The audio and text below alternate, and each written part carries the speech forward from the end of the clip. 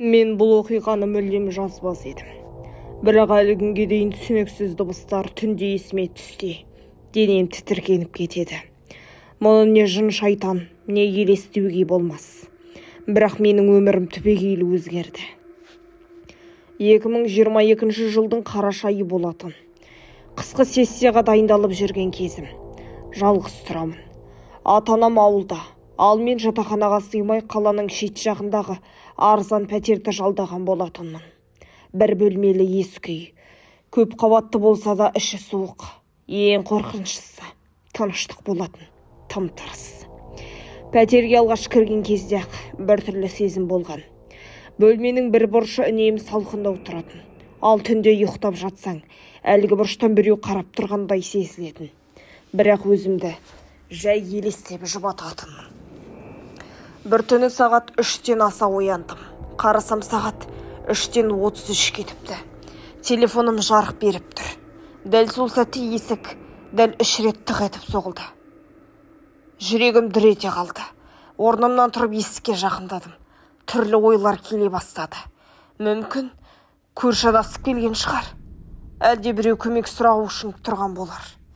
Бірақ қарама-қарсы пәтерде ешкім тұрмайды. Қабырға жұқа. Егер біреу кіріп шықса естілер еді. Қарасам, есік саңылауынан ештеңе көрінбейді. Бірақ тұтқаны жаймен қозғап тұрғандай болды. Қолым қалтырап тұрды. Бірақ ашпадым. Күтуім керек еді. Артымда бір нәрсе тұрғандай сезім болды. Қарасам, ешкім жоқ. Сағатқа қарасам, 3-тен 35 кетті. Есік сықыр етіп, өз-өзінен тоқтады. Тыныштық қайта орнады. Келесі күні осы жағдайды досыма айттым. Ол маған сенбей күле бастады. 3:33 деген шайтан уақыты дейді ғой. Сол кезде дұға оқы дейді. Бос үйде тұрып нең бар? Мен де күлген болдым. Бірақ ішім бір түрлі. Сол түні шамды сөндірмей жаттым. Бірнеше күн бойы ештеңе болмады. Мен бұл оқиғаны ұмыта бастағандай болдым. Бірақ бір түнде тағы да 3-тен 33-те ояндым. Дәл сол дыбыс. Тық-тық-тық. Бұл жолы жүрегім алдыңғыдан да қатты соқты. Орнымда тұрып есікке беттедім. Саңылаудан қарадым. Бұл жолы қараңғылықтың арасында көлеңке көрінді. Бір ер адамның бейнесі. Бойы ұзын, басы сәл еңкейген, қозғалмай тұр. Тық. Бірнеше секундтан соң жоқ болып кетті. Келесі күні үй иесін іздедім. Телефон шалған едім, көтерді. Пәтерді жалға бергеніңізге рахмет. Бірақ түнде бір түрлі жағдайлар болып жатыр. Сағат 3:33-те, мен не дерімді білмедім. Қайдан білесіз? Ол жай ғана үй ескі.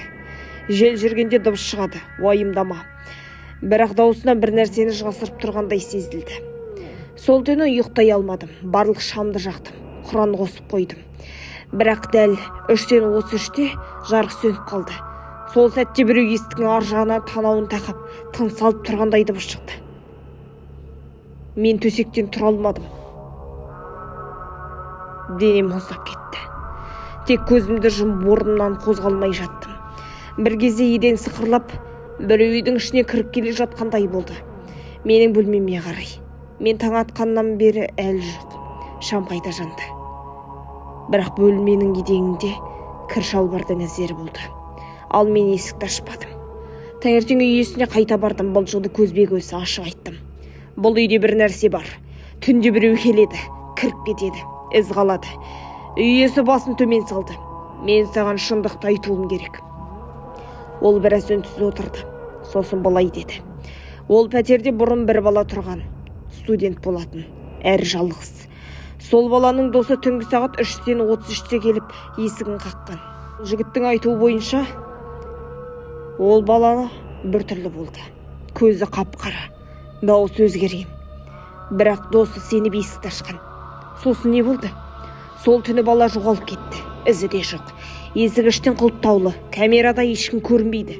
Бірақ бір сәтте есік саңылауынан ұзын көлеңке байқалған. Қанша тексерсе де еш нәрсе табылмады. Менің денем тіріліп кетті. Айтайын десем сөз жоқ. Ол бала қайда? Ешкім білмейді. Бірақ одан кейін пәтерге кім кірсе де сағат 3-тен 33-те біреу келеді. Есікті ашқан, қайта шықпайды. Мен үйге барған бойда заттарымды жинадым, бір түн болсын сол жерде қалғым келмеді. Бірақ зат жинап жатқанда есік өздігінен баяу ашыла басталды. Кілт салулы, бірақ құлып сыр бергендей. Есіктің сауалауынан қарасам, адам тура маған қарап тұр. Аузы жыртылып кеткен, көзі қара, сол баяғы көлеңке, бірақ бұл жолы ашық. Ол ақырын «Есікті аш» деді. Сол сәтте мен есікті қайта жауып, орындық тіреп, Құран оқи бастадым. Түні бойы отыруға мәжбүр болдым. Таң атқанда көзім ілініп кеткен екен. Оянсам есік ашық, ал іште бір бет қағаз жатыр. Үстінде енді кеш деген бір-ақ сөз. Сол күні үйден көшіп кеттім. Содан бері өз үйімде тұрамын. Қаланың қақ ортасында интернеті бар. Адамдар жүрген жерде. Бірақ кейде түнде көзімді ашып қарасам, сағат 3-тен 33-ті көрсетіп тұрады. Және дәл сол сетте сыртқы есіктен тырс-тырс деген дыбыс естіледі. Мен ешқашан ашпаймын. Саған да айтарым, сағат 3-тен 33 кеткенде мүлдем есікті ашушы болма.